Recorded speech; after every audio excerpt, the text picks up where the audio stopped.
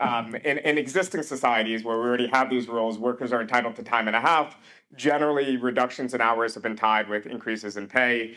Often, when the state intervenes to create floors, which change the conditions in which workers negotiate and bargain. Your average worker, I hate this term, but your average unskilled worker has very limited avenues to bargain as an individual. That's why, by nature, they're forced to bargain collectively. And I think there is a role for both the state and for organs of collective bargaining that inherently are going to be limiting the freedoms of capitalists to act how they want to act with their private property. I think it also just creates other avenues of freedom for the majority. But particularly in the 21st century, in the kind of economy we have today, that is just untrue.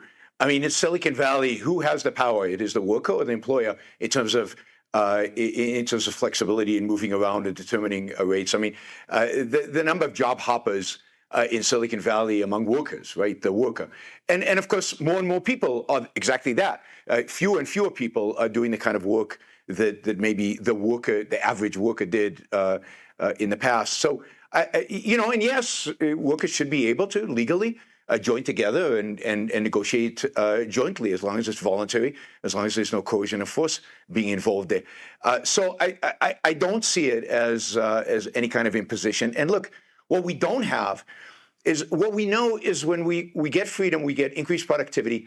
Increased productivity, we know, raises wages. And my view is, under capitalism, if you took away all these restrictions and laws and so on, you would get a massive boost in productivity, which would ultimately benefit everybody, both the employer and the employee, because of increased productivity.